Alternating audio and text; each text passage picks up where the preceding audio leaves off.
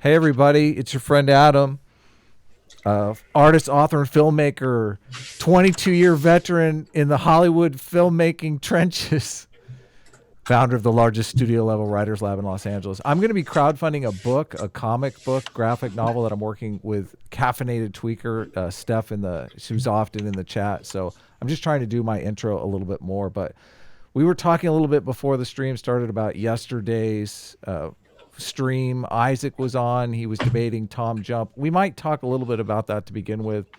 I promise today I'm going to moderate even less and hopefully try to get more yelling out of these guys. So to make it even more exciting, I know you guys I'll just mute Isaac and then just keep on railing on my own topic for a while. I know if you guys want to check it out, if you guys get bored, jump to the end because there's a good 10, 15 minutes of just yelling over one another.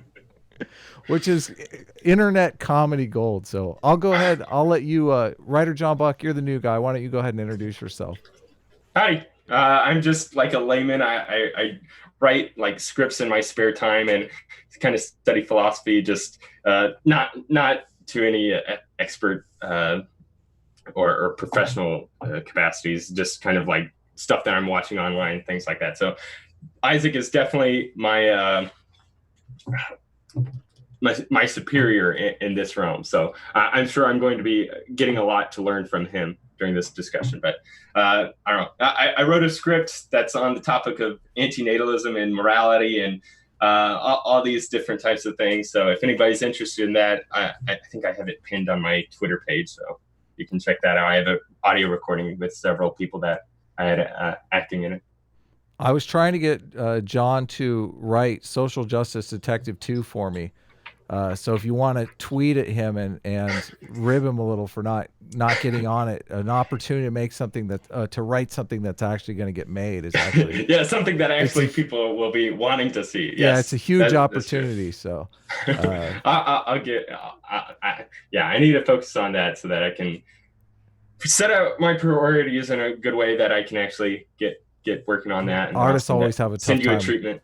Artists always have a tough time with priorities. So, Isaac, do you want to say anything before we get started? Do you want to do a little recap? I know you walked away yesterday a loser because you simply stormed off. No, I think that I made my case clearly, so I don't think I really have anything to say. But I'm happy to be here for a chat, though. Not that I have any clue what we're actually really getting into. This is like about moral realism or something? I believe so, but you did say something interesting before we started about your debate style that I would like you to repeat because I felt it was interesting and informative. So, you remember? What about when I think that it's appropriate to not answer a question? Yeah, your form of questioning. Yes. Exactly. Yeah. Well, my view on when it's appropriate to not answer a question. The only thing that's appropriate to give other than an answer to a question is some kind of explanation of why you can't answer the question. And then we can get into that. Obviously, if I ask someone a question and they say, well, I don't know exactly what you mean when you say this, then I'm not going to repeat the question. I'm going to clarify what I mean. But if they can't give me any reason to think that they can't understand the question, that they can't answer the question, and they just try to talk about another topic, that's just dodging. And I think that justifies infinite interruption. So that's my view. Okay, so that's where it kind of broke down. You kept asking Tom a question and you didn't feel like you were getting an honest answer. Well, I wasn't getting an answer at all. So the question that I was asking at the end was whether propositions and noun-verb pairs or adjective-verb pairs are the same thing. And of course, the reason I was asking that is because he claimed that he did not change his answer to the question about what the law is. But the first time he talked about the law, he gave something like a noun-verb pair, and then later he gave a proposition. And clearly something that is a proposition is not the same as something that's not a proposition. So I wanted him to grant that he changed his answer, right? And part of explaining why he changed his answer was getting him to acknowledge the difference between something that is and isn't a proposition. But I think he could kind of tell he was, a bit pinned at that point. So he was just trying to, just like dialogue at me. So I just kept asking until, it was very clear that he wouldn't answer the question. And then I just said, if you want to continue, I'll ask you the same question and we can pick it up whenever. I'm easily findable. You can find the Discord from my channel. So, yeah. So do you want to have a statement on that, John, or do you want to move on just to whatever you want to talk about? Not. I mean, but yeah, I've seen quite a few of Isaac's other debates, and usually they go much better than this. Like he's debated quite a few people, like Bausch, Destiny, and JF. All great conversations that are really well worth to listen to, just to get a firm understanding of his position and their positions. I don't know. Maybe there's some.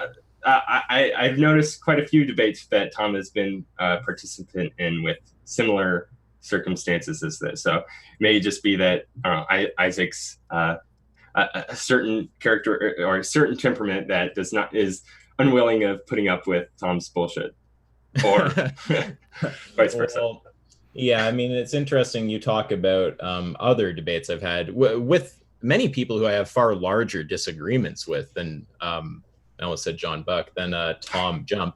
Yeah, so and I mean, a ton of those conversations don't turn into me having to ask the same question over and over. And I mean, I would posit that the main distinction, the main thing that you can attribute that to, is whether the other person is dodging. I really don't like when someone dodges questions. And I think that when someone does dodge, it justifies me cutting them off to say, you're not answering the question. Answer the question. Well, you can check out our discussion. I did a discussion with Isaac probably a week or two ago. It's on the channel, and everything was perfectly amicable. I actually thought it was very informative on the philosophical side, which I don't have as much experience on. So I'll turn it over to you, John, and you make whatever argument you want to make. Sure. Yeah, and I mean, this whole conversation is kind of stemming from that earlier dialogue that you two had, where you kind of got hung up on this kind of disagreement where, let's see, I think the moral claim in question was, all right, how is it that the claim for Isaac, we should live in a monogamous society, is true, independent of Isaac's attitude towards that proposition? Now, if I'm understanding it correctly, Isaac, your position as a moral subjectivist is that moral proclamations can be true, but their truth aptness is dependent upon the subject's attitude towards, like, in agreement with the proposition or disagreement with the proposition. Is that correct? So almost. So not their truth aptness. They're already truth apt from the first proposition where you said they can be true. Their truth value. Right, whether they're true or false. Yeah, but yeah, no, that's an accurate description. And also, you just made me want to add in one thing. Adam keeps titling these debates things like, "Are there moral facts?" I think there are moral facts. I just think that they're not objective. Well, I can change that. Come on. Yeah, it's funny. It's funny because I'm of probably a less well-defined position myself. That maybe, Isaac, you can kind of pin me point on all my inconsistencies here, because I actually don't think that there are moral facts quite in the way that most people think of them. In fact, that's kind of like a main central topic to the script that I had written, but I don't want to get into that exactly. But so I am still going to be arguing, I guess, in the affirmative for objective morality rather than moral subjectivism. Well, but I'm doing so as best as I can from within the framework of virtue ethics, rather than, say, deontology or consequentialism. Okay, wait, so there's already one or two little weirdnesses. Mm-hmm. Okay, so first of all, like, whether I disagree with you is going to depend on basically how robust your view is. So if you give some kind of really robust realism, that's going to be like, I'm from my experience, I have a very hard time making sense of what people are saying when they talk about robust realism. If it's some kind of hyper minimal realism, I'm probably not going to have a problem with it. And then the other thing you said there, can you just remind me the end of your statement? There's something of interest there. Oh yeah, you talked about virtue ethics from a virtue ethics perspective as opposed to like deontology or something. So I don't understand why that would be relevant, because we're talking about a meta-ethical question, which is about the nature of morality. So whether you're a virtue ethicist or not is not in the same category. That's going to be a question of normative ethics. Do you know the 3 tiers? Of meta-ethics? No, so usually we split ethics up into 3 tiers. So there's meta ethics, there's normative ethics, and there's applied ethics. And if I just give descriptions of them, it'll be like putting words to something that you already, I'm sure, kind of have as a distinction in your head. Yeah. So okay. questions. Yeah, I understand those 3. So yeah, questions of applied ethics. That's when you apply your ethical model to the real world situations, like if you want to talk about something like stem cell research or abortion or, foreign intervention, public health care, any kind of real world applied topic, that's going to be a question of applied ethics, veganism, etc. Normative ethics, that's where we determine the standard that we're going to use when we engage in our applied ethical discussions. So you might be, normative ethical systems would include utilitarianism, deontology, virtue ethics. So someone who's a utilitarian might look at a given applied ethical situation, like lying to the Nazi who comes to your door asking if there's a Jew there, and would say it's appropriate to lie because they're concerned with maximizing, well, depending what kind of utilitarian, either preferences or hedonic pleasure, right? And they're going to say there's going to be basically more happiness if I just lie to this person and say that there are not any Jews here. But if you're a deontologist, if your normative ethics are deontological, then in the applied situation of lying to a Nazi who's asking if you have Jews in your house is going to be wrong, assuming that that's the highest value. Obviously, you can have tiered deontology where there's values above that, but assuming that were your top deontological value, you'd just say, well, no, it doesn't matter if it generates more well-being. Lying is wrong. So the applied ethics is real world situations. The normative ethics is the standard we apply to those real world situations. And then meta ethics, that's all the weird questions about the nature of morality. Like, is it objective? Is it subjective? What are moral facts? All that kind of stuff. So when you say that, you're going to argue from a virtue ethics perspective, I'm not sure what that would even have to do with the question of objectivism or subjectivism. I see. Well, yeah. Thanks, and this is why I'm actually happy to be able to speak with you, because you have a lot more understanding of all the different terms here, and like where I'm taking the trail off the path, and can help me out. So, you mentioned robust realism and minimal realism. I'm not sure exactly what you meant by that, so maybe if you could clarify that before we go on. Well, I mean, they're just kind of categorizations. It's like a spectrum of robustness about realism. So we're basically talking about how like metaphysically thick the view is. So some kind of really robust realism might say there's like, I don't want to straw man robust realist, but like a version might be to say that there's like these moral properties that are really like out there in the world somehow. There's like these kind of mind independent facts about like what's good and what's bad. And that's, so that's kind of like a robust view. There's some metaphysical thickness. There's a claim about like the existence of these like weird properties out there. A minimal view is one that's going to try to be very metaphysically thin, but conserve some kind of notion of objectivity. So like the view that we got yesterday when I was talking to Tom seemed like some kind of very minimal realism, where like he's only really making kind of these like trivial, uncontroversial descriptive claims, like that, the world with the most preference killing a baby moves you away from the world with the most preference satisfaction. So it's just to do with basically how metaphysically thick the claims you're making are. All right. And so that would be falling within the tier of meta-ethics then, regarding the ontology of or non-ontology of moral claims. Yeah, the question of realism is a question of metaethics. So that's a question about the nature of morality, right? Like, you're asking something like, do moral facts exist? Is morality real? Like those kind of questions are metaethical questions. Right. Okay, so maybe... Well, look, if you want an easy path forward, like what is it that you think you disagree with me about? Let's see. Well, I disagree, I guess, in the ontological bounding for moral facts. Them only being in regards to a person's subjective attitude towards the claim. So, okay. So the claim that was used during Adam and yours debates was okay. I really liked your video on moral subjectivism, where you kind of clarify the difference between unindexed moral claims and indexed moral claims. Do you want to explain that maybe for the audience that hasn't seen that?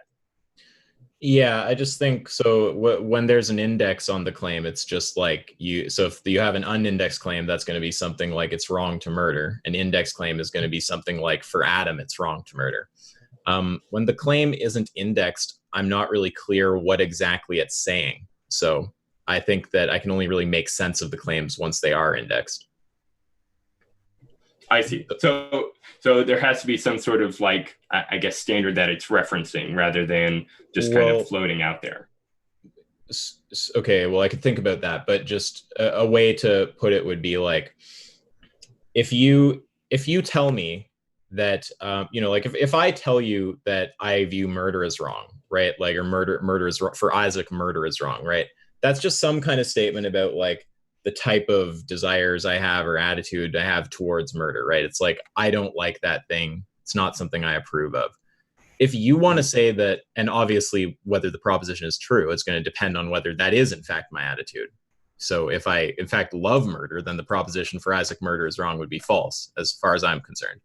Now, if you want to say that there's like some kind of sense in which that claim would still be true, even if I don't have, an attitude that's, so I'll just be clear about the claim. If you want to say the claim for Isaac murder is wrong would be true, even if I love murder, I'm just not clear how exactly that would be the case. I don't know how you would be saying that. So I'd need to just ask you kind of what you mean. What I mean by murder is wrong, independent of a person's attitude towards it. Yeah. So you would say, like, let's just take a proposition so we have something easy we can work with. Like, you would presumably state that the proposition for Isaac murder is wrong is true, regardless of whether I approve of murder or not, right? Okay. Well, here's maybe where we'll get into my skepticism, I guess, for moral facts. Because I think a moral proclamation can only be true insofar as it is capable of being enacted by the person making the proclamation. So I can make a moral claim about like the sun should not rise tomorrow. That's like or it ought not to rise. But I have no control over causing that reality to come to effect. However, I do have the capacity for other certain moral claims that I might be able to make, like I should murder. That's something that is within my control. I can't make the moral claim that I shouldn't kill, because that's something that is kind of, I guess, outside of my control. Because like if we're thinking of murder as like intent to kill unlawfully as a definition for murder there. Yeah, so you don't think that there are oughts where there aren't cans? Exactly, yes. Okay. Following Kant, ought implies can. Now, I take a different view, but like, again, just remember what an ought is to me, right? All I take a statement like Isaac ought not murder to mean, if I'm like, again, that's like indexed to me, let's say, is just like, I have some kind of negative attitude towards murder. So, I mean, I think I can have negative attitudes about things that I can't change. So I still am fine with the language being used like that.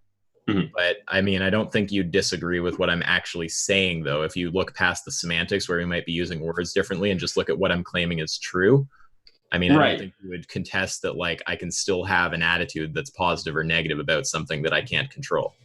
Well, okay, so your 2 points that you made regarding moral subjectivism is that moral claims can be truth apt, or they can have a truth value towards them.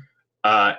But that they are dependent upon a person's subjective attitude towards the claims. I think those two are inconsistent with each other, because you can have an attitude towards a proclamation and an attitude towards a similar attitude towards the opposite of the proclamation. So like, just as an example, like I can agree with the moral claim that I should be more fit. And then I can also agree with the moral claim that I shouldn't exercise. like I don't want to exercise, or I don't, those two are kind of incompatible with each other, where if I wanted to be more fit, then I would have to exercise. But because I don't like exercising, or I don't want to have to exercise, then I cannot fulfill the, I guess, the truth aptness or truth value to the first moral claim there. Do you see kind of what I'm getting at? I'm not sure. Are you just saying that we could desire things that are conflicting?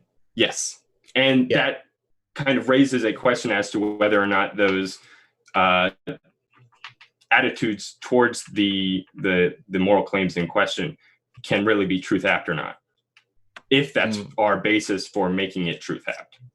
What would it mean to say the attitude can't be truth apt? Like propositions can be truth apt.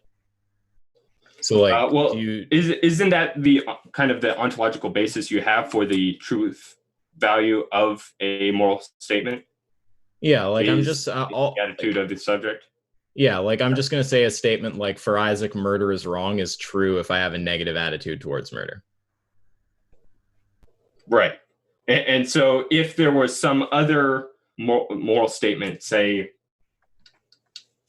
I don't know, I ought to have the money by my landlady, and in order to attain that, I would have to murder her. If you had held a positive attitude towards both of those claims, there would be an inconsistency between the truth value of those claims if they were dependent upon simply your subjectivity towards the claims. Like, are you saying that if I had like an equivalent desire to murder and to not murder, that they would be like a true and false proposition? Right, exactly. Which kind of makes it so that the first component to moral subjectivism is not fulfilled. Well, if we accept the law of non-contradiction.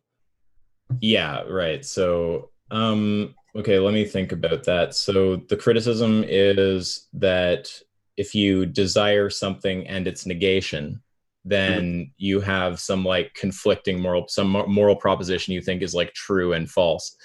I guess that you could probably avoid that by saying it's about your aggregate attitude. And if there's not some like kind of overall preference one way or another, neither is the case for you.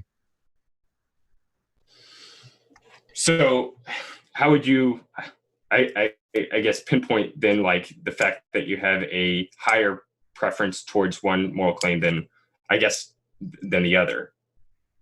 I guess, how would you pinpoint it? Well, I guess like you would like feel it probably. Like if you had a preference, you'd probably know it, but maybe you wouldn't be able to detect if you have a preference. Like, is that what you're trying to say?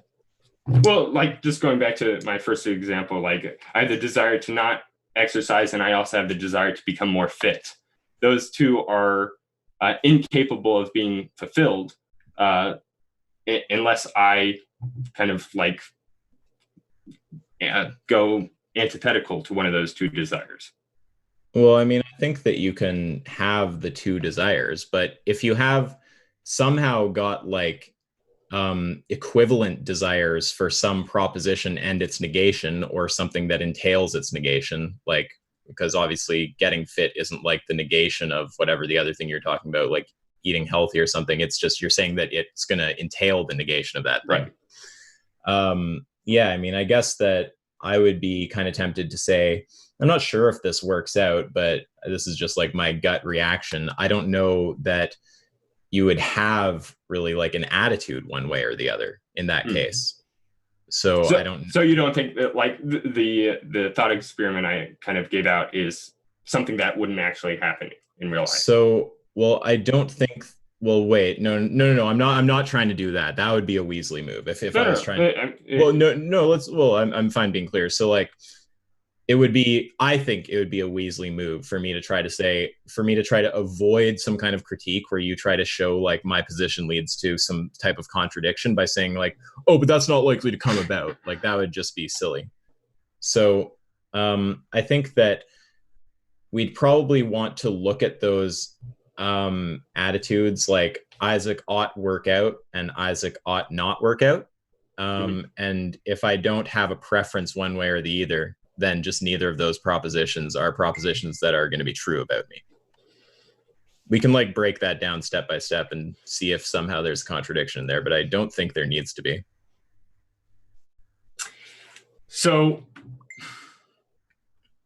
I don't know, maybe I'm misunderstanding, but if it was like using this thought experiment, the fact that I had an attitude towards working out, I had an attitude towards becoming more fit and an attitude against working out.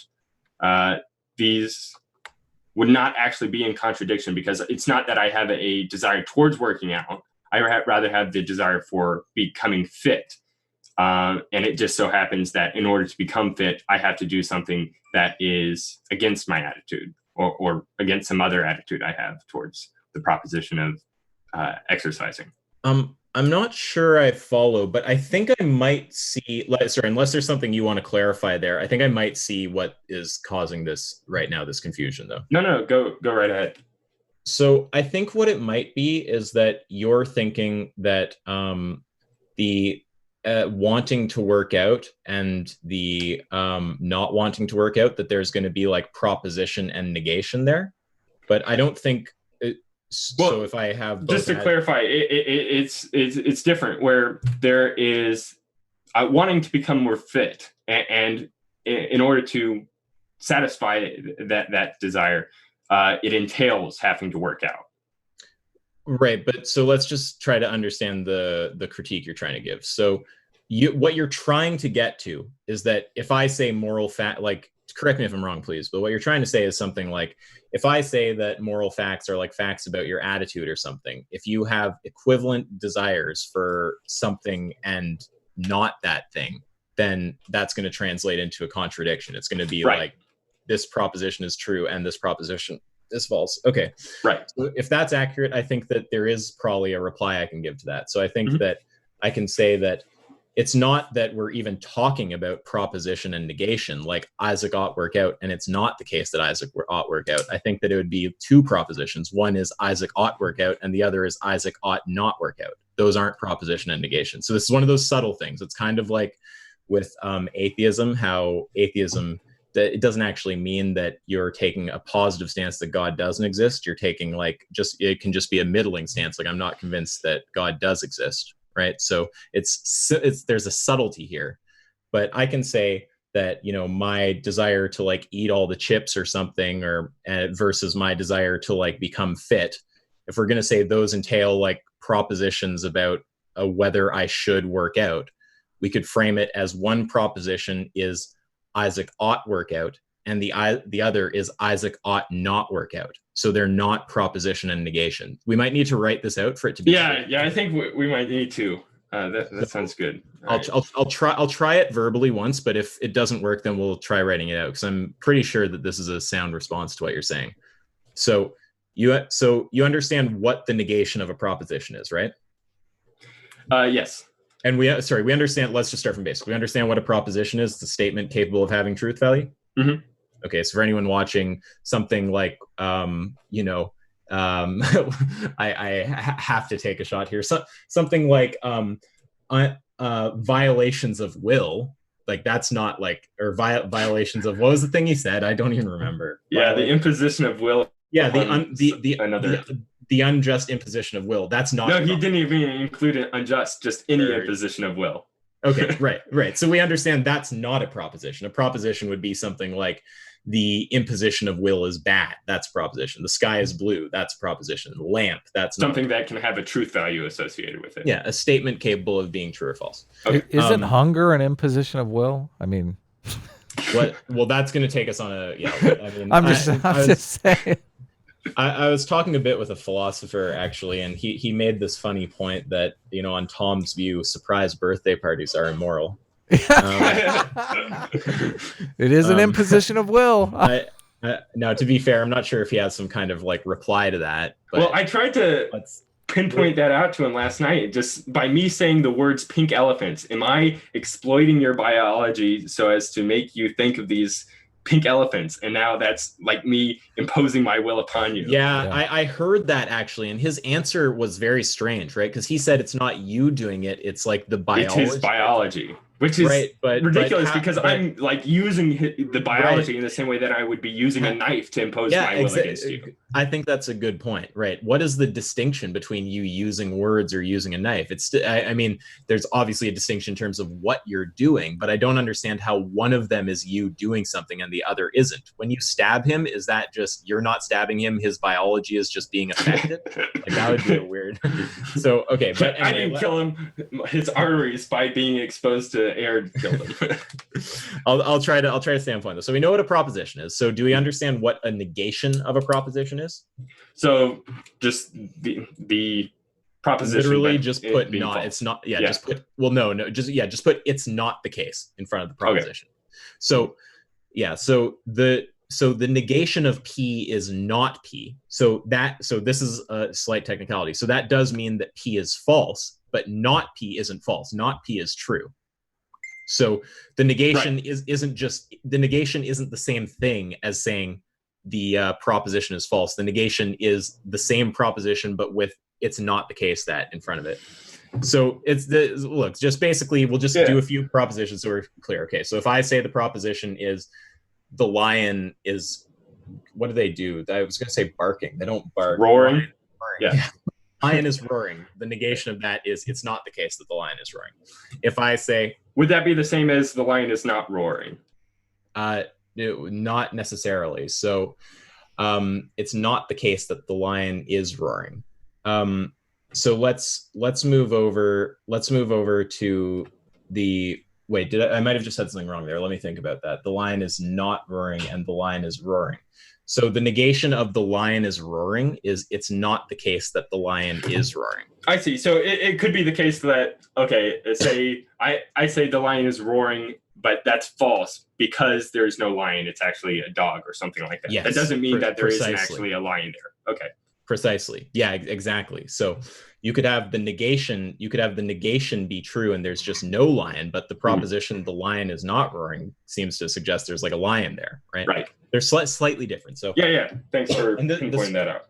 So yeah, of course. So I think that I can do this as a reply to the kind of thing you're saying. So I know that you're trying to go with wanting to work out and then some other thing that entails the opposite of wanting to work out. But let's just to make it clear, easier. Just for simplicity's sake, let's just say I have equivalent attitudes about like wanting to go to the gym and like not wanting to go to the gym, right? Mm-hmm. So I would just say that the proposition about wanting to go to the gym, that's going to the fact that I want to go to the gym, that's going to give me some kind of moral proposition like, you know, Isaac ought go to the gym. And the one about me not wanting to go to the gym is going to be some proposition like Isaac ought not go to the gym. So it's not actually the case that they're contradictory with each other.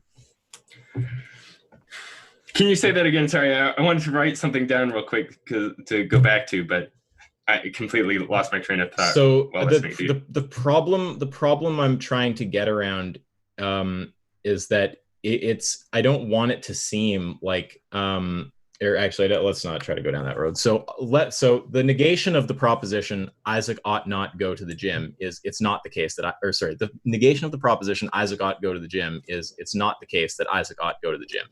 Proposition Isaac ought not go to the gym, right? So kind of similar to the lion. So let's say that there's a view where there's no oughts, right? That person's going to want to say, well, no, the negation of that proposition that Isaac ought go to the gym isn't Isaac ought not go to the gym. That still has an ought. I don't even think that's there. So the thing that I would just say it's not the case that Isaac ought go to the gym. And it's not the case that Isaac ought not go to the gym. I don't even agree that there's an ought like that. And all I'm doing is I'm just saying, if we cache them, if we put them both, if we say that my wanting to go to the gym is like described by one of those propositions and my not wanting is described by the other, if we don't actually set it up so it's proposition and negation, that's not going to be a contradiction. All right. Yeah, I think I'm understanding your point. Can I just sure. That's just going to be a case of me having equivalent desires for competing things. It's not a contradiction. Sorry, go ahead. I see. So the truth value of the propositions is kind of like negated by the opposing opposing attitude you have towards its opposite. I don't think that's what I'm saying. I think that's what I'm saying is not the case, if I understood you correctly there. Well, you were saying that both claims are false. Well, no. I'm saying if someone took like an error theory view, they would say something like that. So that's what it seemed like you. Because you used an example where the line just didn't exist, which is useful for showing that the negation of the proposition the lion is roaring isn't the lion is not roaring. It's not the case that the lion is roaring. So I just gave a similar example where the thing that we're talking about, the like ought in this case, just doesn't even exist. So I just went to like an error theory view, and I just said, the error theorist is just going to want to say that, neither of those propositions are the case, right? And it's not that it's proposition and negation, so they're not going to be committed to one or the other. It's not like and you're not going to be able to get them on some contradiction there. Right, so, and that works for the... But that's not quite what I'm doing. What I'm doing is just saying, I think if someone has an equivalent desire to go to the gym and not go to the gym, that's just going to entail two competing oughts, right? All that means is just they ought go to the gym. It's not they ought not go to the gym. They have a desire both ways, but it's not the case that some proposition like they ought go to the gym is simultaneously true and false. So I think I can avoid the contradiction by doing that. Okay, so maybe I'm seeing your workaround for this is that the actual ought status of the claim isn't actually like true, because it's when somebody makes any sort of ought claims, they're only referring to their attitudes towards the thing. When you said the ought status is not true, that language confused me. But the latter part, the normative aspect of I guess like an obligation towards having to do this, or I don't know. I don't really know how to make sense of obligation other than saying like this is something that someone has a strong desire for, or kind of talking about it like a hypothetical norm, like this is something that they ought do given this goal.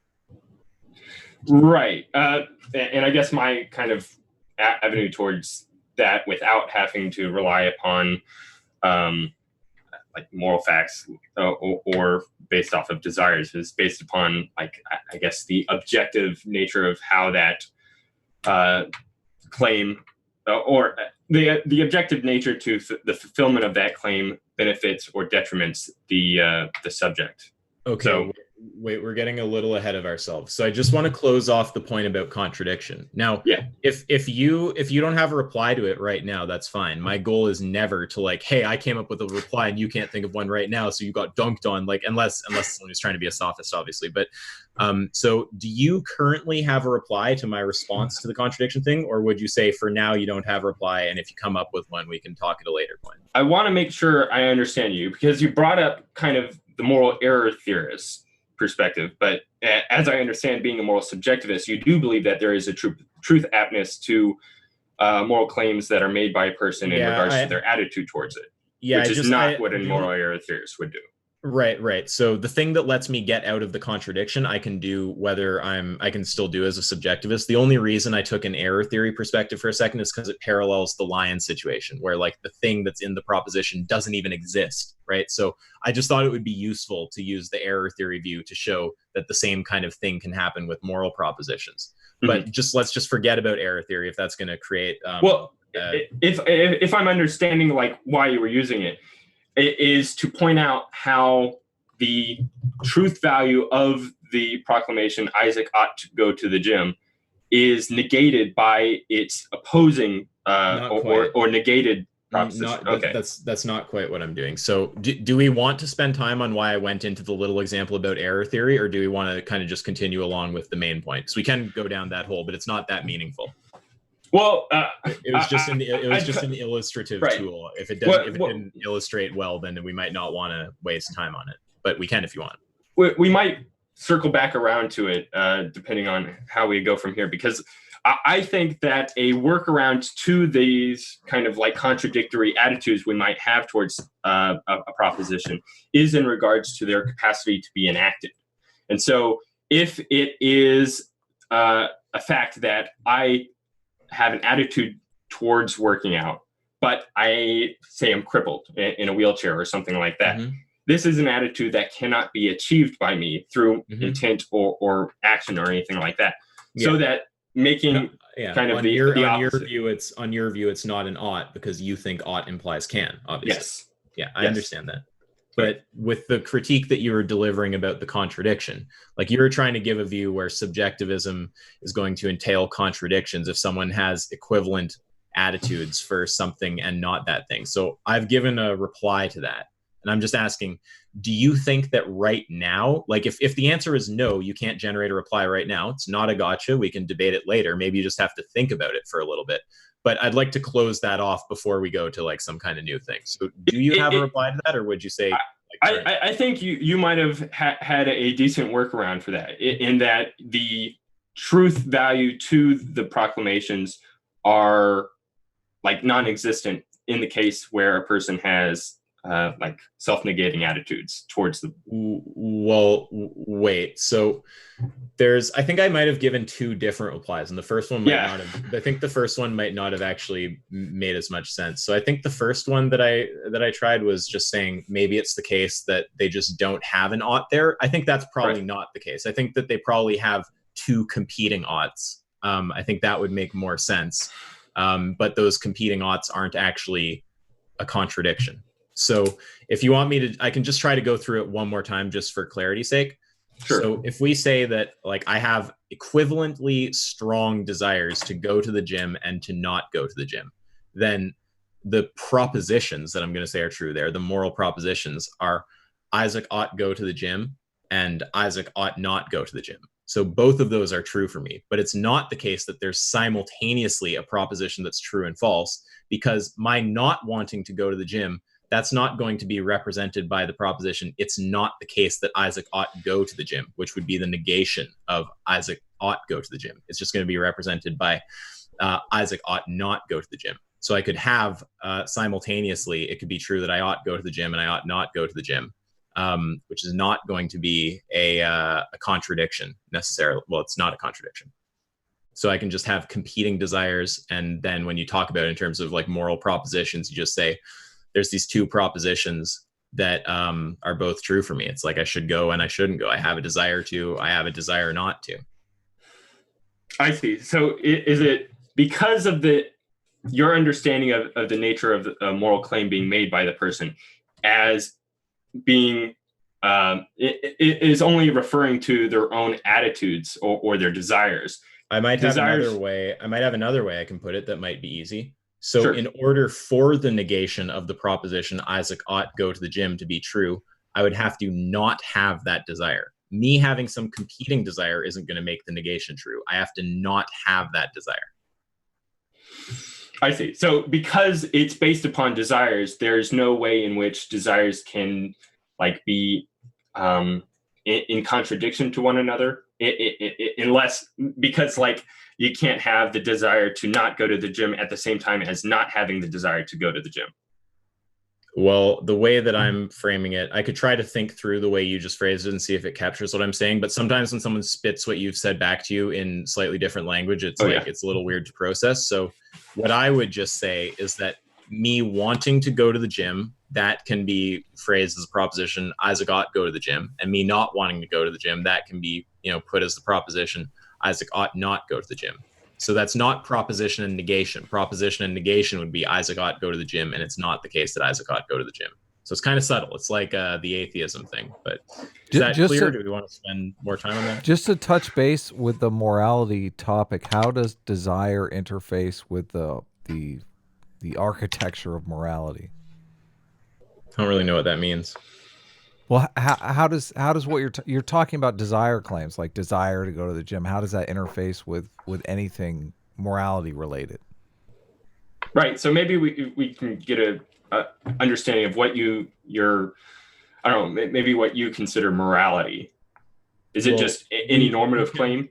We can go on to that, but I really do like to approach these kind of things systematically. So do you have a reply about the contradiction thing, or are we currently at a state that there's not a reply to that? I think I can understand your position, so that it's comprehensive, at least to me. But of course, when I'm trying to re-articulate it to you, it seems like there are always adjusting it somehow. So maybe I'm misunderstanding it somewhat. But wait, that was a little unfair. You think I'm just adjusting it around? No. It's on my fault for not being able to articulate it properly in a way that you're able to understand it. But I think I'm understanding it, where an ought claim being made by a person is in reference to their desires. And because a desire, in order for a desire to, in order for a person's desire to be a violation of the law of non-contradiction, it would have to both exist and not exist at the same time. Yes, but correct. Yeah. Having two competing desires is not a violation of the law of non-contradiction, because I don't know, maybe it's the case that humans have competing desires all the time. Okay, that was really good. Just the last little bit. The reason it's not going to be a violation of non-contradiction is because if we translate them into propositions, we don't get proposition and negation. We'd only get proposition and negation, like you said, if I simultaneously had and didn't have the desire. Right. Okay. Yeah, I think I understand your response then to that. I am curious though how, if it is the case that desires, say, can be in competition with each other, where, say, maybe I have, just to assign an arbitrary value to it, like I have a stronger desire, say, let's say 5 tenths of a desire to go to the gym, and I have also the desire to not go to the gym, say at 3 tenths or something like that. It seems like in order to convert a desire into a propositional statement that we can use in logic that can be truth apt, having that truth apt, like when a statement is truth apt, it's either true or false. It's not like, 50% true or 30% true. Whereas if we were to kind of like interpret our own desires into a propositional statement, it would kind of have to have this variety or like degrees of truthness to them that it seems like it's kind of lost when just putting it into the binary true or false. Okay, wait. So I'm happy to reply to this, but this is a new point though. So the thing about the contradiction, can we acknowledge that currently there's, so currently there's no reply on that. Okay. Correct.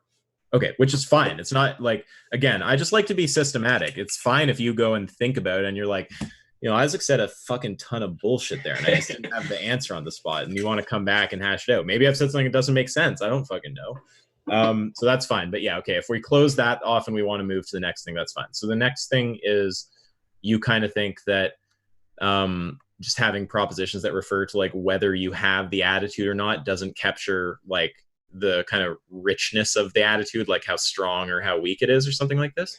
Well, it's sort of like working off of your response there. Like I'm taking it as a clarification for myself as a better understanding of your own position.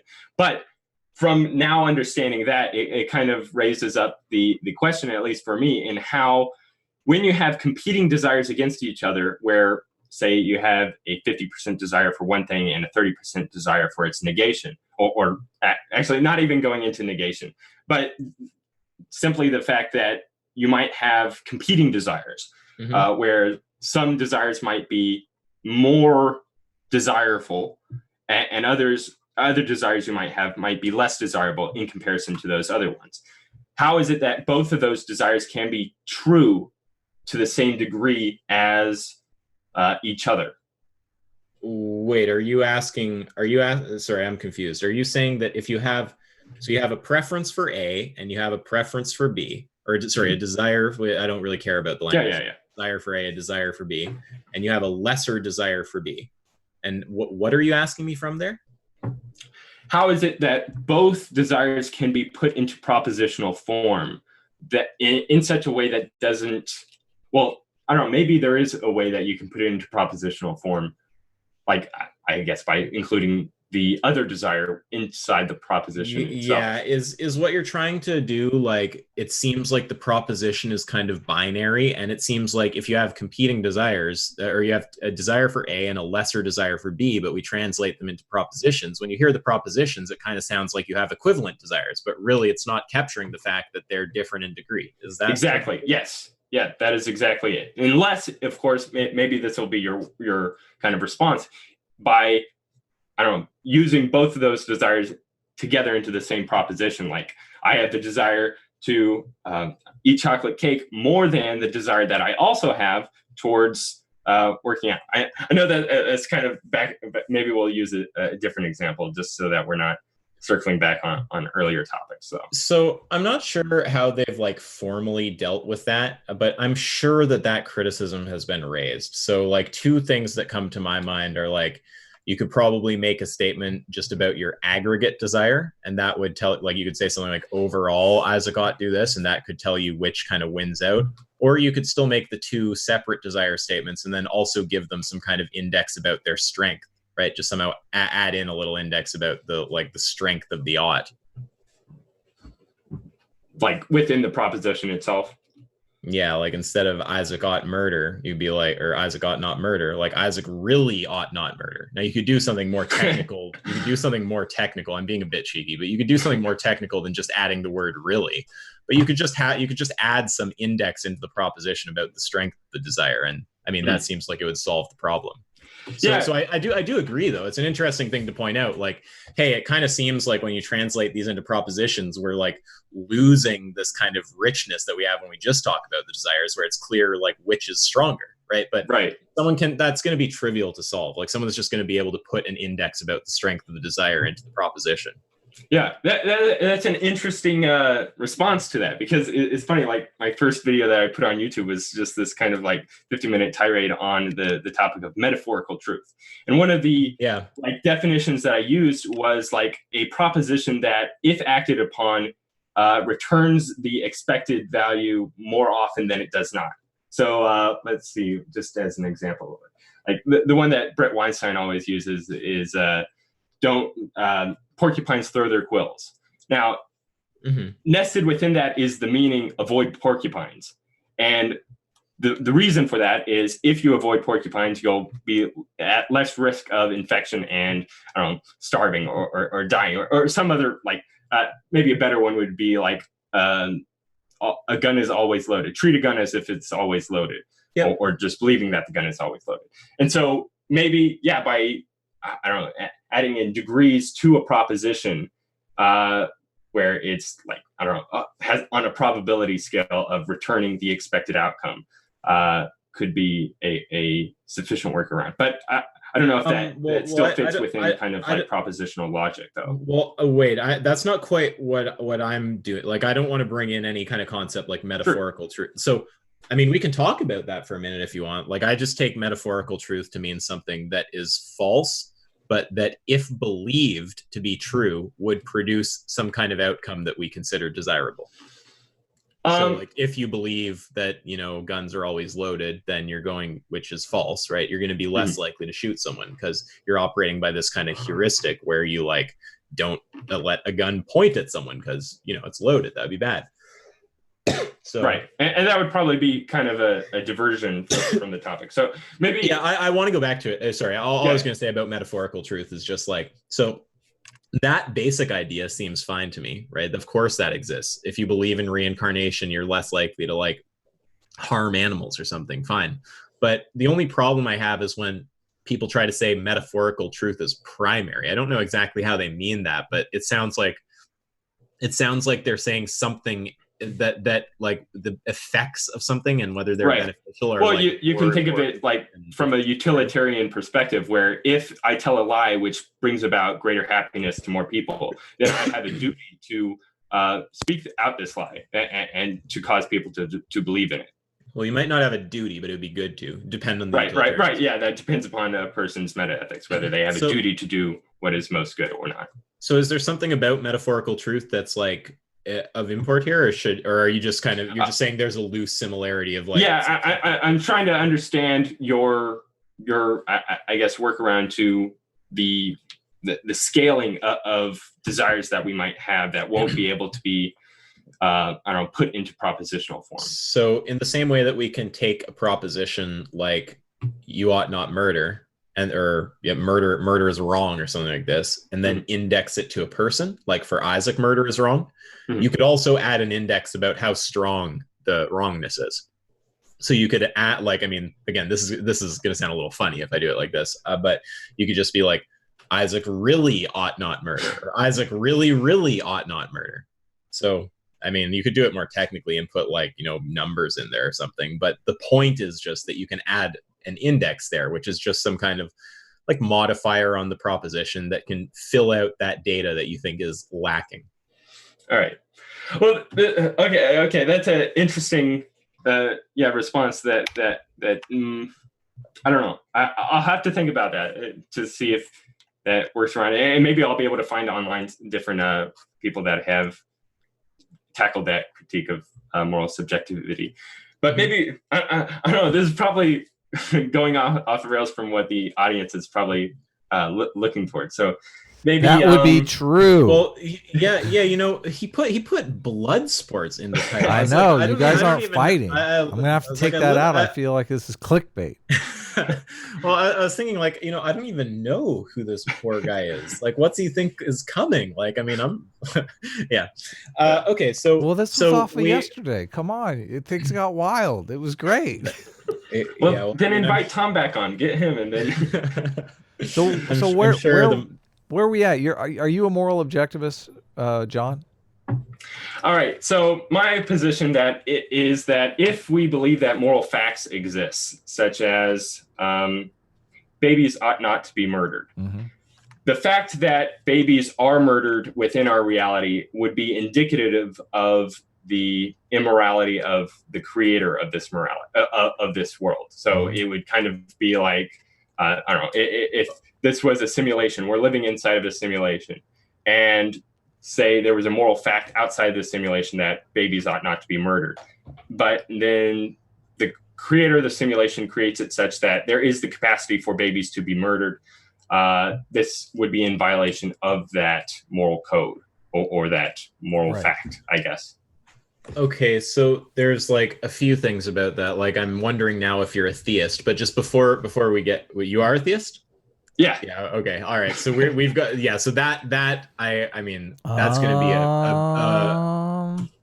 that's going to be a I try to argue from within a purely secular framework when I'm speaking with people that are secular, just because it's just going to go off the rails otherwise. Well, you blew it. No, I mean, if your objectivism in some way like fundamentally depends on theism, like it can turn into a theism discussion. But just before we go that, like, again, I like to be very systematic. So the thing about contradiction we closed off, there's no reply to that currently. You might think of one. And by the way, you can come by the Discord. I'm easy to find if you come up with a reply. If you don't want to have a whole on-stream debate, just come by and raise it. I'm happy to address it. So the second thing we addressed was the sort of idea that subjectivism can't accurately capture the strength of desires. And I think I've given a good reply to that. So would you also say you don't currently have a reply to that? Maybe if you could give an example. So you had said that, like, Isaac really, really, for Isaac, he really, really ought not to murder. Sure. Sorry, was that the example? Yeah. I'm not sure if the really adds anything or not. Oh, it's like, what is it referring to other than, I don't know, I guess just emphasis? So it's referring to the strength of the desire. In comparison to what? What do you mean in comparison to what?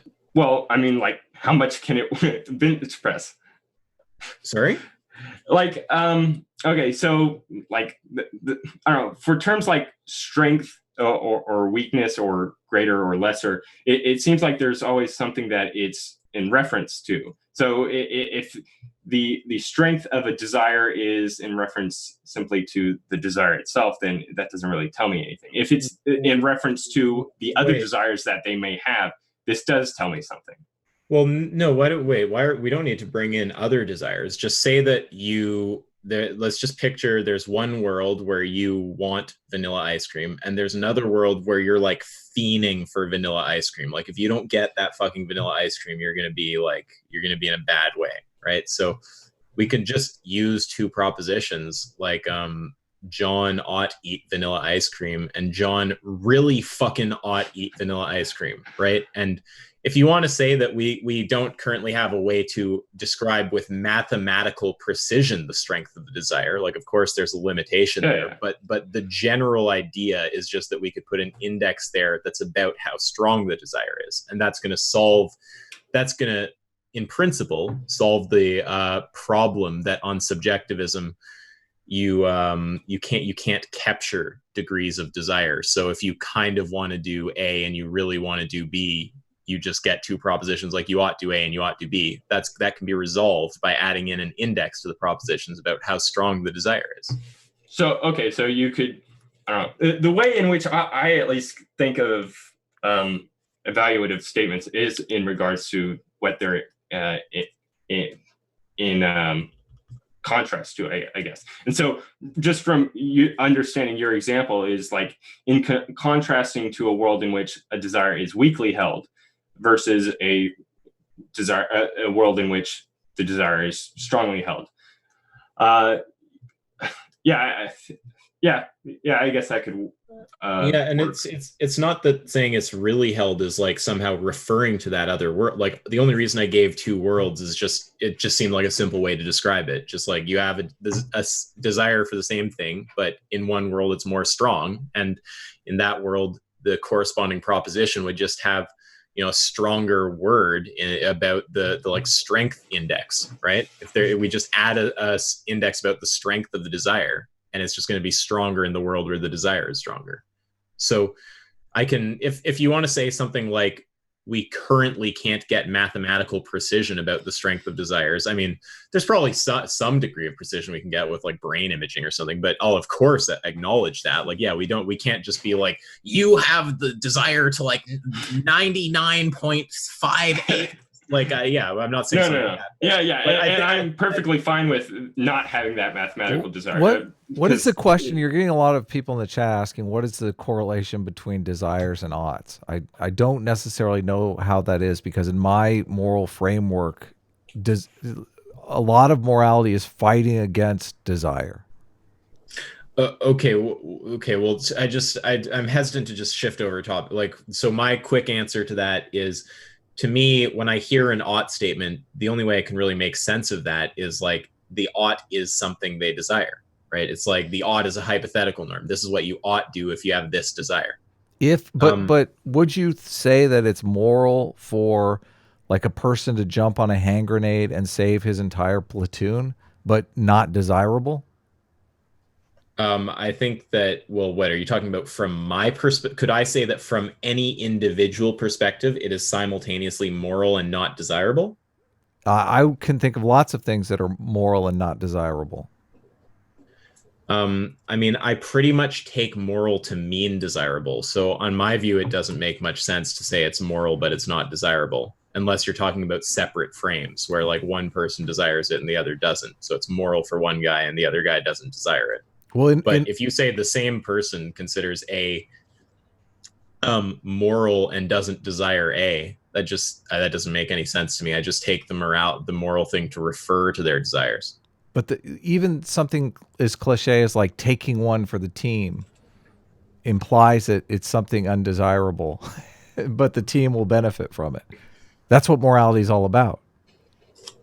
So what's the criticism supposed to be? Well, it seems I don't understand how desire equals moral, because it seems like that is incorrect. It seems like it's quite the opposite. But I'm butting in on John. You're just getting a lot of people in the chat. You guys are understanding Adam's point. Like from the typical understanding of like morality or ethics, there are things which we ought to do, which we don't always desire to do.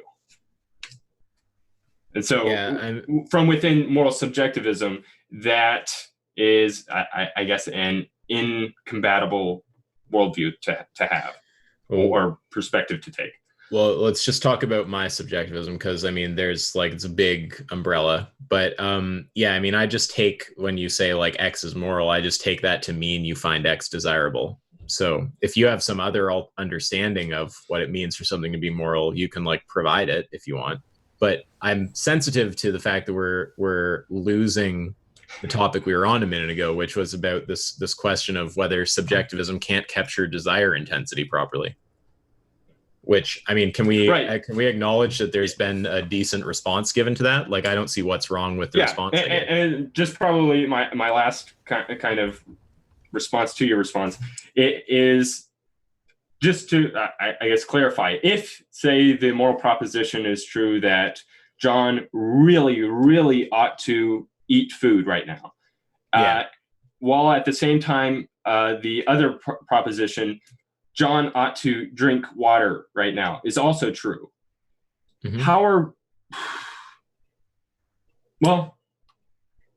Yeah, it's not confusing. Really that weird, is it? No, it's weird because when I think of morality, I always accept, I guess, the Kantian maxim that ought implies can. And so if I have two alternative, contradictory desires for something to occur right now, one of them must be false. But wait, what I don't want is to get... Well, wait, I don't know what it means for desire to be false. I think only propositions can be true or false. But sorry, there's something I want to say about that Kant maxim desire. Oh yeah. So what I don't want is for us to talk past each other, because it sounds like all you're saying is that you interpret like the word moral to mean something else that doesn't really have to do with desires, or, you know, like and anything like that is not really a criticism of like the substance of what I'm saying. It's just kind of saying you use language differently. And I'm fine with you using language differently. What I'm interested in is if there's like a conceptual problem with what I'm saying. From within your framework.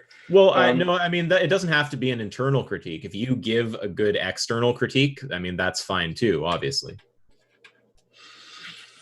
So internal critique being like, you don't have to bring in any outside beliefs, you just use my own beliefs and show some kind of problem. External being like, you have to bring in some external idea and then show that creates a problem from my view. I'm fine with either kind of critique.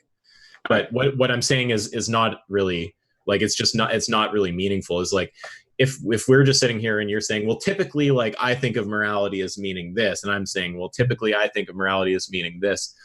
I think we're just kind of talking past each other. Like we're just using different words and we're talking about different things. Like what's interesting is if you think, given my language, like how I'm describing something, that there's some kind of problem, right? Yeah. There's like, that's what would be of interest to me. Right. So I think maybe kind of working off of what Adam was saying and also tying into what I was saying, it seems like from, I don't know, this is a question I guess I have for you. Where can desires be converted into propositions such that they could be either true or false? I mean, I just take converted is a kind of weird word, but like I just take a proposition like, you know, John ought not rape kids to just mean that you have a negative, you know, attitude towards raping kids. You have a desire to not rape kids, right? Like I don't understand what. So you're starting with the proposition and then like interpreting into a moral subjectivist.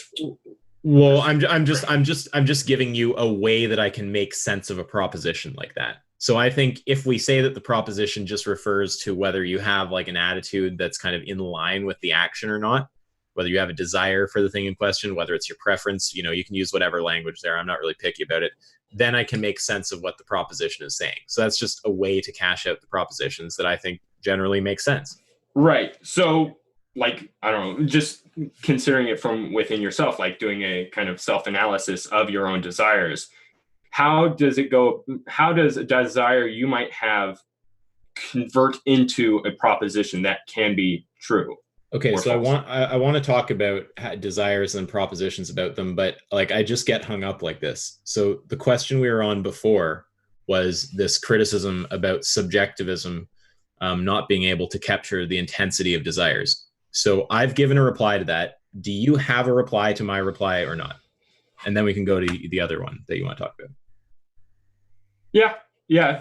I think you've given a response that you can just add like a qualifier to the proposition to mean that it's basically it's a higher degree than you might have for other propositions. Now, it does raise I know that seems to always kind of be the thing with these types of debates, where one response will trigger another response, which will trigger another response. It seems to me that if I ought to drink water and I really ought to eat food are true, then this is, I don't know, neither one of those must be false. So that's why I want to get into maybe getting a better understanding of what you mean by a desire can be true as a proposition. Right, but I'm fine to talk about desires and propositions and how they relate to each other. But what I want to understand is, do you have a reply to my response to your critique? If not, it not doesn't yet. mean okay, right. I'm fine with not yet. If you're like, that's damn fishy, bud, like I don't have it right now, but I'm gonna go think about it and I might have something, I'm fine with that. If there's nothing right now, that's all I want to be clear about. Okay, so now you want to talk about using propositions to represent like we're just talking about moral propositions referring to something. How is it that a person's desires, subjective desires, can be converted into a proposition that it can be truth at? So so I don't know about the word converted. I'm not sure exactly like what you're thinking there, so I want to avoid that word. But what I'd be inclined to say is that a way to understand a proposition, like for Isaac, murder is wrong, is just that refers to my desires. That's just a way that if I interpret the proposition, I'm able to make sense of it. So we could just say that refers to me having a negative attitude about murder. So it's not like it's like fairly straightforward. It's just like, if you take the proposition to mean that, then the proposition just means something very straightforward that's like true or false. All right, so I'm thinking I'm understanding. So when I'm making, say, the moral claim that babies ought not to be murdered, what I'm really doing is I'm saying I desire a world in which babies are not murdered. Well, okay, so there's a tiny technicality here, which is, I don't like to say that people are always doing a particular for thing. Yourself, then from within your own perspective, that's what you might be doing. Well, okay, wait. So I just want to be clear that I think that the goal I have when I'm trying to like come up with a sort of, or like choose whatever, like a moral kind of theory that makes sense of like what it means to say something's good or something's bad. I'm not looking necessarily at, is this like capturing what everyone is referring to when they say good or bad? It's like, it could be that sometimes when people are saying something's good or bad, they're just like non-cognitively emoting. It could be that sometimes they are saying something that's referring to, like a belief they have about their desires, right? So I'm not really making a statement about what I think people are doing when they make moral claims. I think that that's kind of like a question that's for like the empirical sciences. I'm just saying that a way that I'm able to make sense of moral claims, like a way that I can interpret them such that we could like have discussion about them and have arguments and whatnot, is just to say that proposition refers to whether you have a desire or not for the thing. Now, if you tell me that's not what you mean, I'm happy to like hear you out, but it's just a general way I interpret them, because it's pretty easy to make sense. And even if someone is non-cognitively emoting, like they'd probably agree that the proposition that they have that like, non-cognitive emotional response to murder or whatever is true. So, I mean, even if they're technically not making a kind of subjectivist statement, maybe it's a non-cognitive statement, it's like there's probably just a corresponding subjective statement. So it just seems like a framework that can easily allow me to like make sense of moral discussion. Sure. Okay. Then just speaking purely for yourself, like if you were to make a moral statement, such as like the exploitation of animals should not occur, what you're saying there from within, if I'm understanding your point of view for moral subjectivism, is that I desire a world in which animals are not exploited. Yeah, I have a strong desire for, I mean, you can add the really there if you want. Really? I really don't want people to Holocaust animals. I'd prefer if that would stop. Right. Okay. So that seems to me to not provide any guidance, I guess, in how to act. For it could be the case that you have a desire that is kind of irrelevant to how one ought to act. Say can I say something? Yes. So it's just because you're going to lose me here. So when you say you can have a desire and that can be, distinct from how you ought to act. And let's just to avoid any like little pointless technicalities, let's say it's your strongest desire, but it's still not representative of how you ought to act, which I'm sure you'd still agree is possible, right? Yeah. Strong. Yeah. Okay. Now when you say that, you must mean ought differently than me. So I need to know what you mean by ought to be able to make sense of what you're saying when you say that you could desire it, but it's not the case that you ought to do it. And if it means something theistic to you, just be straightforward about that. I mean, we can get into that if you want to. Like if it means something like it reflects God's will, there's no point in trying to like construct some morality on the spot where that's not what you think, if that's what you actually think.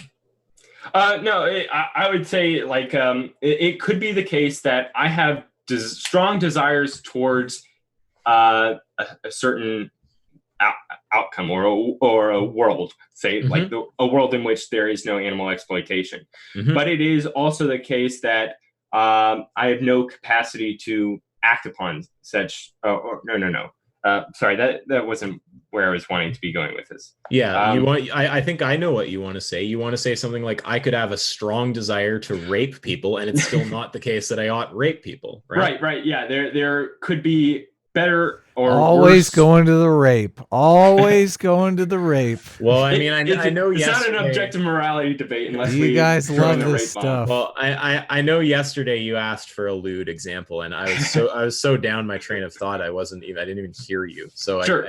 Okay. So yeah, that's a good example. So I might have the strong desire to rape, while it would be a fact that someone clip that, please. Oh no. It's just a desire, guys. Don't worry. Well, it could also, well, at the same time, it could be detrimental to, we all know what it's detrimental to. Okay, yeah, moving exactly. on. Yeah, well-being, eudaimonia. Yeah, so John, that's a slightly different claim. So the first claim was that it could be something you strongly desire, and it could be something that you ought not do. And now it's that it could be something you strongly desire, but it's still, I think you said like bad for you. Right. So, well, not even bad for me, but just bad in general. Which is kind of like why I wanted to stir away from the usage of the word ought, because well, bad is going to create the same. So if by bad you just mean something really clear that I can understand, like it produces negative health outcomes, then of course you could have a strong desire for something that produces negative health outcomes. But if bad is some kind of term that's like invoking your objective morality, then I don't know what you mean by it. So I need to know how you mean the word bad. Yeah, I'm meaning it in, I guess, an evaluative sense. So like I mentioned earlier, the only way I can kind of like make sense of evaluative statements are when they are in comparison to opposing alternate options. And so like in order to, I guess, compare the moral proclamation of like it's wrong to rape or it's bad to rape, that's me comparing a world in which rape is occurring and then comparing it to a world in which rape does not occur. And then I guess saying that one is better? Yes. Because that's begging the question, because then I just am going to ask, what do you mean by better? So it's kind of like pushing the question back a step. Yeah. And I think this is probably going to have to bring in teleology. Let's go for about 10 more minutes, guys. We're almost at an hour and a half here. So okay. Oh, that's totally fine. Because this is kind of like what happened with Tom. Now, I'm very happy that you just acknowledge it. So with him, I would ask like, okay, what does it mean that something is wrong? It means that it's immoral. Well, like that doesn't make it any more clear what he exactly means when he uses those words. Then it's like, what's it mean by immoral? Then he starts talking about some law of nature, and then I'm starting to get in the area that like I have some clue what he's talking about. He thinks there's some kind of natural regularity. I'm not sure what the regularity is, but like that's the thing that in question is being violated when a kid is raped. So Isaac, just to ask you, like when you say immoral, are you saying undesirable? Is that what you're saying? Yep. Yeah. Okay. So so if I ask you, like, what does it mean to, like, you make the statement that you could strongly desire something and it you ought not do it, right? And then I ask what ought means, and it's like, well, it means that it's bad to do it. That kind of, like, I'm sure Right, you're right. not trying. I know you're not trying to. Wait, Okay, one sec. I know you're not trying to conceal the claim or anything, but I'm just pointing out, like, all that's doing is burying like what it means for these things to be immoral or bad just under language. It's like, I just want to get to the core. What does it mean to say something is bad or that you ought not do it, on your view? Right. Yeah. And this is where I think most moral claims, whether they accept it or not, kind of rely upon some assumption or presumption of teleology for how things ought or ought not to be utilized. So, like, say, necrophilia, that is a utilization of a human corpse in a way that gratifies somebody or can bring about pleasure for the subject. But it's the using of a human corpse in such a way that yeah, I guess I'm gonna have to throw in design. Well, I was gonna have to throw in I guess, theism, but I mean, you could probably use simulation hypothesis to just don't well. Look, wait one second, John. You're obviously your theism is central to your morality. It's fine. Just invoke the theism. It's fine. No, well, I think it fits within simulation theory as well, because actually, I was on ThinkCliff's channel just recently arguing in favor of simulation theory. So I think, say, if I create a simulation in which I don't know, I create specific purposes for, well, like, I guess the simulation in general has some ultimate purpose in mind. And so anything that occurs within that simulation is ultimately for a certain purpose. And then if somebody uses, I don't know, or uses other people, say, in ways that go against that intended purpose, then that would be, I guess, classically immoral. So just to, let's say a corpse is there to, I guess, to be a vessel, or a corpse after a person has died is just there as an identifier for what the person as they had lived, and it's not intended to be used as a sexual gratification tool. And so for somebody within the simulation to be using a corpse in such a way would be going against the simulator creator's intended goal for the simulation in general. So now I understand what you mean by bad. Things that are bad and things that we ought not do are things that are out of line with God's will. That's what you're saying. Yeah. So, which that's fine if that's your position. So for me, now I understand that. I think that's a coherent thing to say. I'm not convinced God exists, though. So the next step in this would be to establish theism, if you want me to buy into that kind of objective morality. If you think there's some alternate version you can do with the simulation, you'd have to establish that we're in the simulation and that the... You'll have to rewatch my previous debate for that one. Well, you'd also have to establish that the simulation has some kind of, like, there's certain... A creator for it? But yeah. Oh, yeah. So I think I will say, though, that I know Adam wants to cut it off. And if we realize that we're about to crack open the theism, I don't even want to call it a can of worms, the theism, like, canyon of worms. Yeah. That makes theism sound kind of bad, canyon of worms. But yeah, like, I just think that's going to turn into a whole thing. So maybe we should pick that up. Yeah. Maybe we should take questions, I guess, from the chat. There's not really any questions, you guys. I think the weakest part of Isaac's argument is this desire equals moral thing. So I don't know that I made an argument. Yeah, well, you've defined morality as desire. That's not an argument. Okay. An argument is premises and a conclusion. Well, you want to throw out your argument really quick for morality, what you think morality is, or a definition of morality, or... I mean, I don't think I'd make an argument. I would just say, like, I'm a subjectivist. So, like, I think that moral propositions are truth apt, and I think their truth value is determined by the attitude of the subject they're indexed to.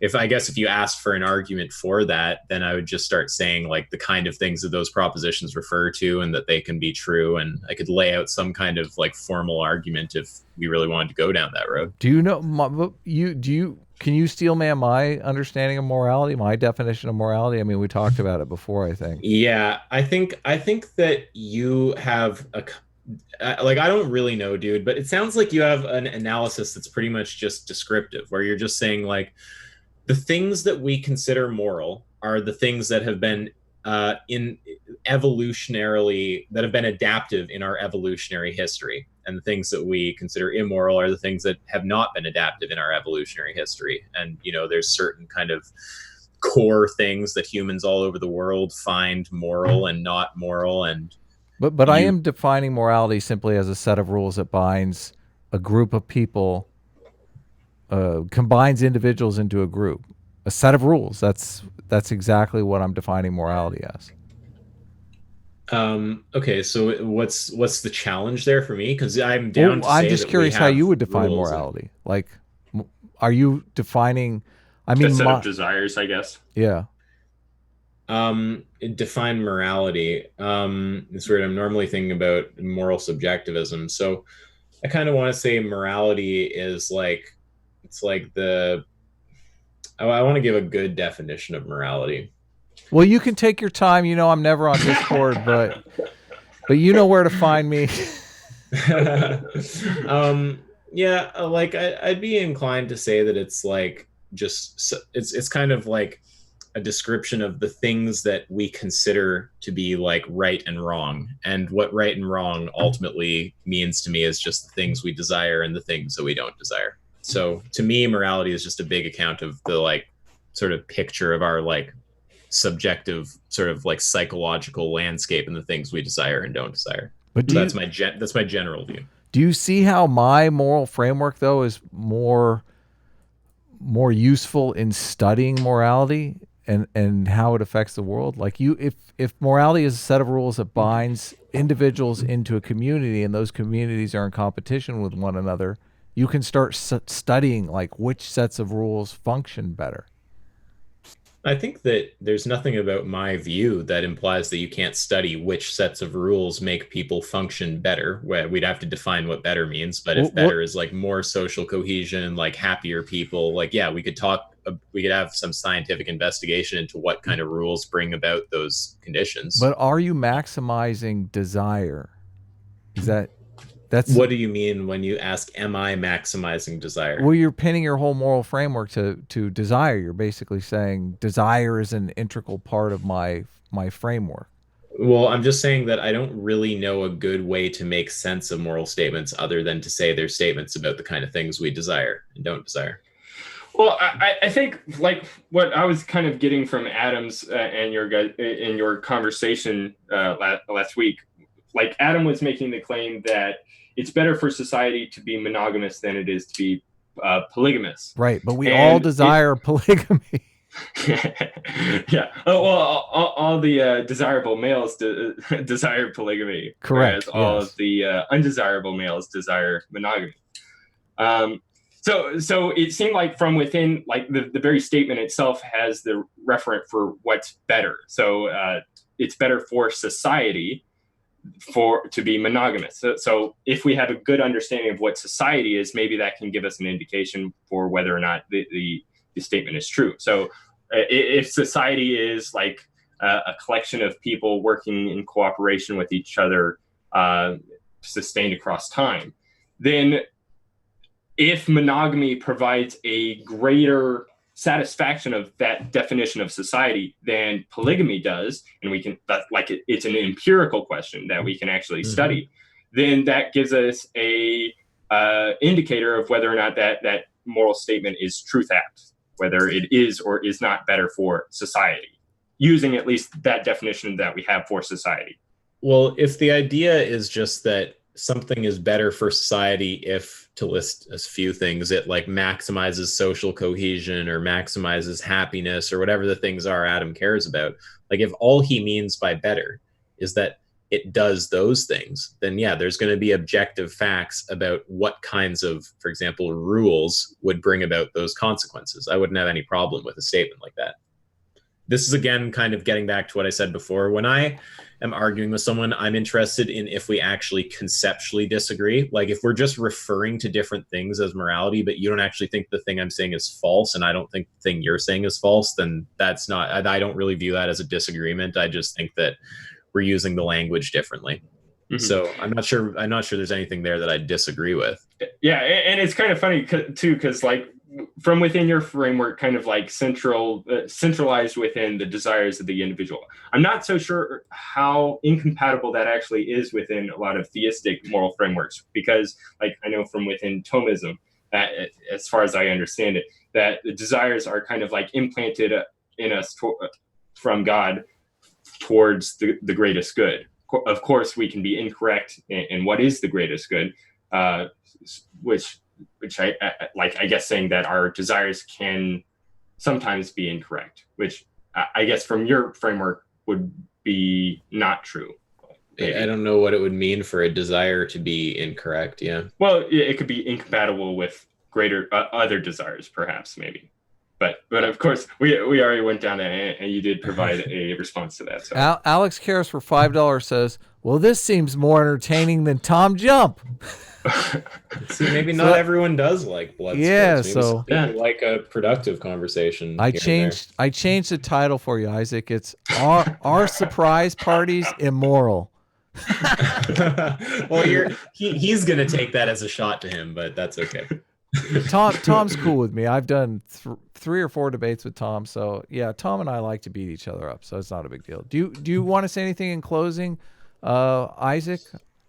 Oh, sure. I mean, I would just say, like, I think this was a really good conversation. Like, you're clearly, an honest person who's just trying to figure things out. Definitely. And, I think if we want to talk like technically about what happened, we talked about whether subjectivism entails contradictions when you have equal desires for something and not that thing. I think we got a reply that's sufficient to that. We talked about whether subjectivism doesn't actually accurately capture desire intensity. I think we can also solve that by adding some kind of like intensity index to, moral propositions.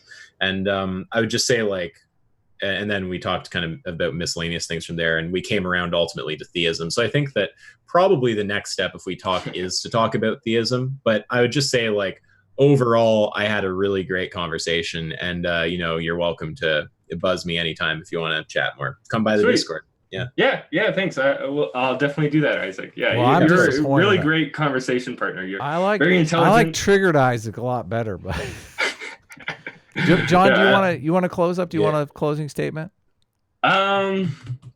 I mean, it seems like both Isaac and I have kind of in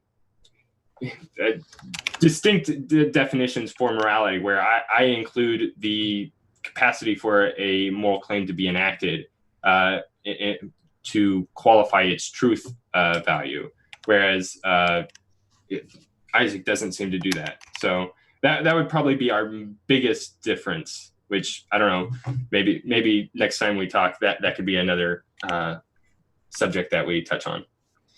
Sounds good to me. I'll go ahead and leave it there. Obviously I left links to their channels in the description below. Let us know in the comments below your thoughts. I always read my comments, and you guys always teach me so much about this stuff, which makes it interesting and fun. So take care, everyone. Have a good night, and we will see you in the next video. Have a good night, guys.